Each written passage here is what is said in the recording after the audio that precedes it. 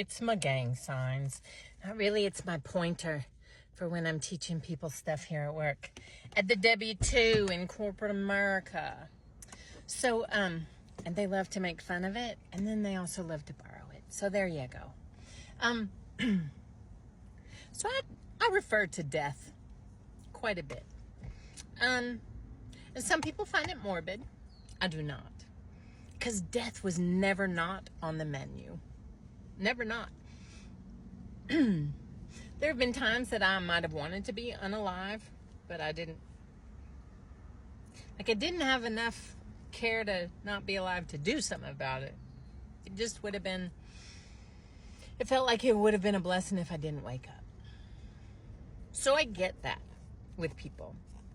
And I don't have any moral compunction about those thoughts. I think that they happen with healthy human brains when people feel trapped and people feel helpless and people feel hopeless. And why I mention or refer to my friend death a lot is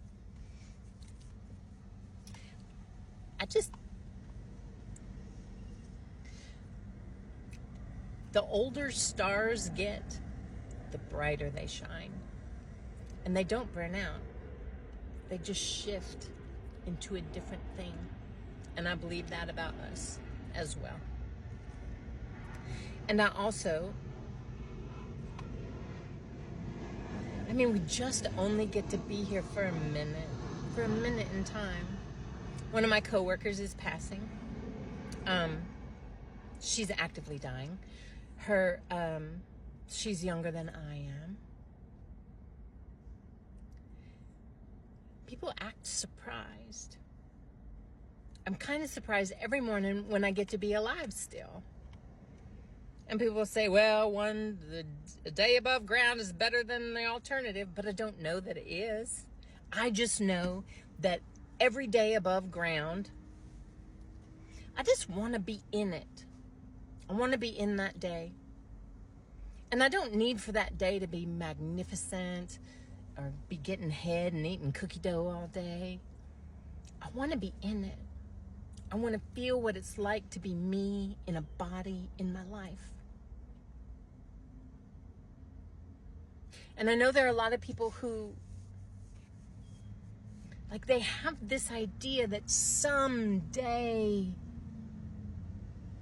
they're not going to hurt and they're not going to be sad. And maybe money will do that, or maybe partners will do that.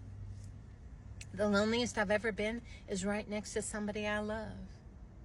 You know people with huge amounts of money that no longer wanted to live.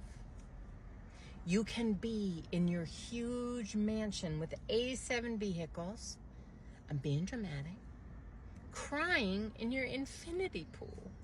Because you're still going to be a human with feelings then. And what I invite you to is to let your feelings have a life, have room, have a different relationship with you, so that when the feelings come, it doesn't mean there's something wrong with you.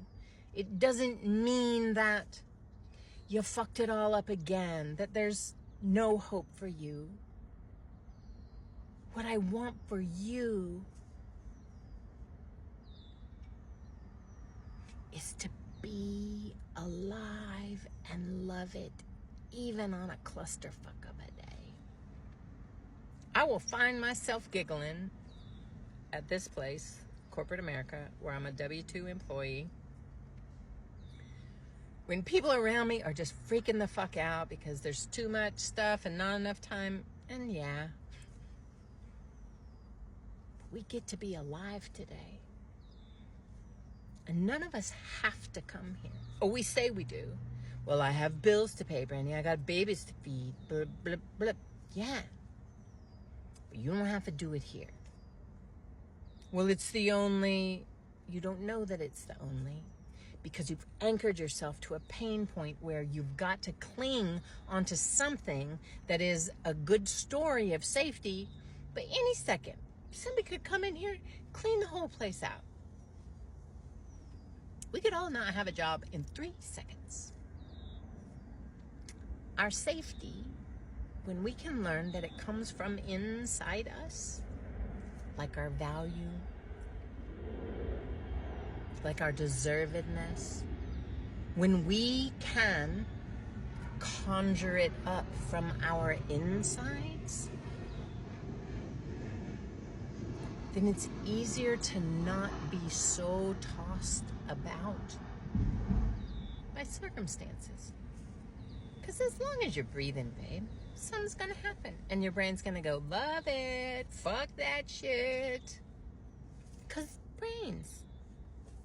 Because healthy human brains. So I wanted to say that to you.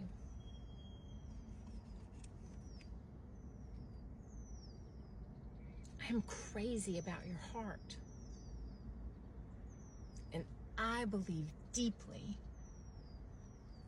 that we're all here on purpose to be us, to be as us as we can fully be. And it makes some people uncomfortable. It also gives them permission. I have a manager who is a real Southern Belle pearl clutcher. So you can imagine.